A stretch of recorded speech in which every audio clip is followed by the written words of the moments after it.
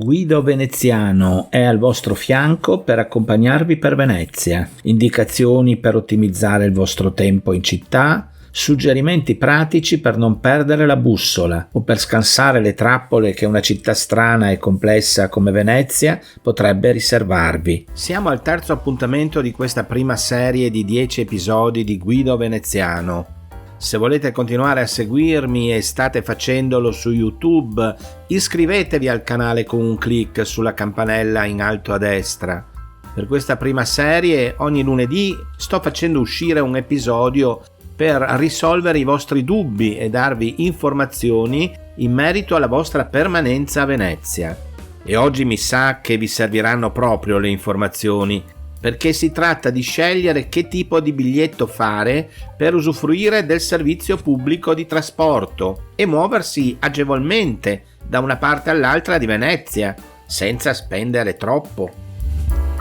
Diciamo subito che è bene sapere esattamente che cosa ci può servire, e per sapere che cosa ci può servire è necessario avere un'idea almeno di massima su quanti mezzi noi dovremo prendere e quindi se la nostra permanenza prevede più giorni, quanti giorni ci fermeremo e dove alloggeremo, perché c'è una distinzione tra trasporto pubblico urbano su acqua e trasporto pubblico urbano automobilistico, e perciò i nostri conti saranno influenzati dal fatto che il nostro alloggio si trovi a Venezia, centro storico, oppure che si trovi a Mestre.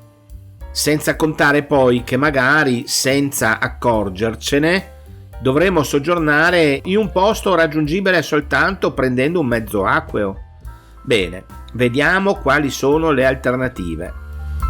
Diciamo subito che la corsa singola, che ha una validità di 75 minuti e che perciò può essere utilizzata per più tratte, se non siete residenti all'interno del comune di Venezia è piuttosto cara. Costa 7,5 € a corsa per tutti i servizi di navigazione. Certo, potete scegliere di non utilizzare mai il servizio pubblico di trasporto ed è una cosa possibile, considerato che le dimensioni del centro storico non sono enormi e che non è certo un'impresa titanica percorrere sia in lungo sia in largo tutta la città storica a piedi in relativamente poco tempo. Però alcuni luoghi, tutti i luoghi che non siano accessibili con ponti, e perciò sto parlando delle isole, non potranno essere raggiunti. Le isole più importanti che non potrete visitare se non vorrete imbarcarvi in alcun mezzo sono le seguenti, certo le più famose, Murano, Burano, Torcello, ma sappiate che non sarà possibile visitare neppure l'isola di San Giorgio, quella di fronte a San Marco per intenderci, e la Giudecca, l'isola più grande e più abitata del centro storico, famosa soprattutto per la presenza della chiesa della Redentore. Se pensate dunque di servirvi di mezzi pubblici di trasporto, sappiate prima di tutto che sono esenti dal pagamento del biglietto i bambini fino al compimento del 6° anno d'età.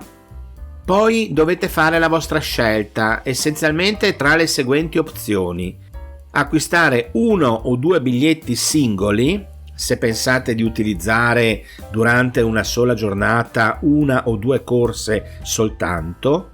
Nel caso pensiate di utilizzare infatti più di 2 corse, inizia a rendersi conveniente il biglietto giornaliero, che dura 24 ore dalla prima validazione, che costa 21 € e che si chiama Venezia Daily Pass.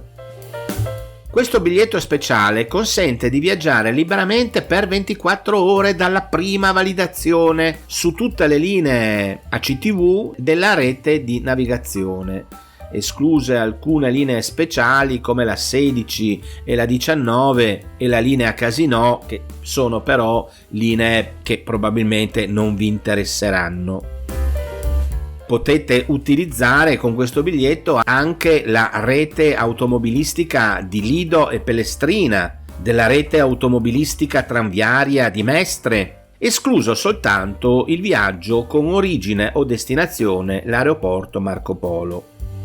E poi è compresa anche la possibilità di viaggiare sul People Mover, che è stato oggetto del nostro secondo episodio.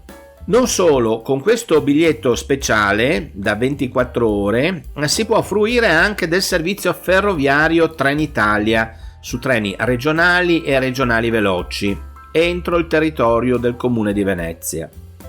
Il titolo di viaggio deve essere attivato prima di salire a bordo del mezzo ferroviario di navigazione, automobilistico o tranviario. Nel caso si stia viaggiando con bambini che abbiano un'età maggiore di 6 anni, ma inferiore a 12, si può prendere in considerazione anche la seguente possibilità, magari soltanto per uno dei due genitori. C'è un biglietto denominato Venezia Metropolitana 24 che consente la libera circolazione per 24 ore, anche in questo caso dalla prima validazione, su tutte le linee della città di Venezia, anche in questo caso esclusi i collegamenti con l'aeroporto Marco Polo, con l'aeroporto di Treviso e anche escluso il People Mover. Questo titolo di viaggio costa 35 euro. Però la cosa interessante è che ogni possessore del biglietto Venezia Metropolitano 24 può far viaggiare gratuitamente fino a 2 bambini che non abbiano compiuto i 12 anni di età. In presenza dei tornelli dovrà validare tante volte quante sono le persone che devono passare i tornelli stessi. Lo dico come nota, ma chi avesse bisogno di muoversi soltanto tra Mestre e Venezia, e cioè mediante i servizi pubblici su ruote, è possibile anche in questo caso avere un biglietto Daily Pass valevole un giorno come quello di cui abbiamo parlato prima, e perciò quel biglietto che vale 24 ore su tutta la rete urbana, automobilistica e tranviaria della terraferma, con la solita esclusione dei collegamenti da e per l'aeroporto, nonché è possibile fruire ancora del servizio ferroviario Trenitalia su treni regionali e regionali veloci all'interno del territorio comunale. Questo tipo di biglietto ha un costo di 5 euro. È possibile anche acquistare biglietti validi 2, 3 o 7 giorni. Essi consentono un numero illimitato di viaggi e sono utilizzabili su tutti i mezzi di trasporto delle linee di navigazione, escluse le solite linee speciali 16 e 19. È possibile viaggiare su tutta la rete urbana di Mestre, esclusi i viaggi per l'aeroporto ed escluso il People Mover, ed è possibile anche effettuare viaggi nei bus del Lido di Venezia. Da sottolineare che se c'è bisogno di un collegamento con l'aeroporto Marco Polo, del quale parlerò in un prossimo episodio e perciò rimanete sintonizzati, se c'è bisogno di un collegamento con l'aeroporto è necessario aggiungere ai rispettivi costi 6 euro per una corsa di andata o 12 euro per i viaggi di andata e ritorno. Il biglietto per 2 giorni e perciò per 48 ore costa 30 euro. Il biglietto per 3 giorni e perciò per 72 ore costa 40 euro. Il biglietto per 7 giorni costa 60 euro.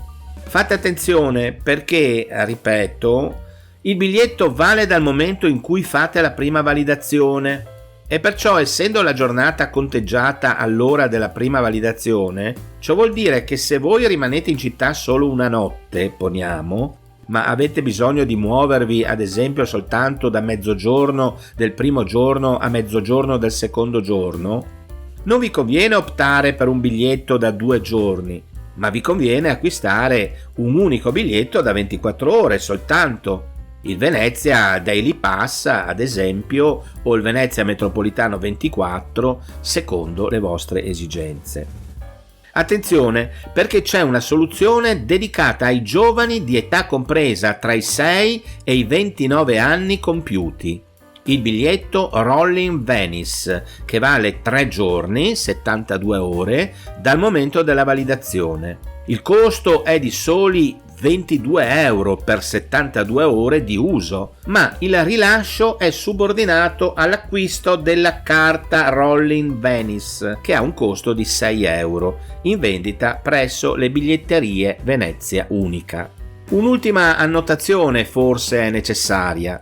Per tutti i biglietti speciali è meglio rivolgersi alle biglietterie Venezia Unica.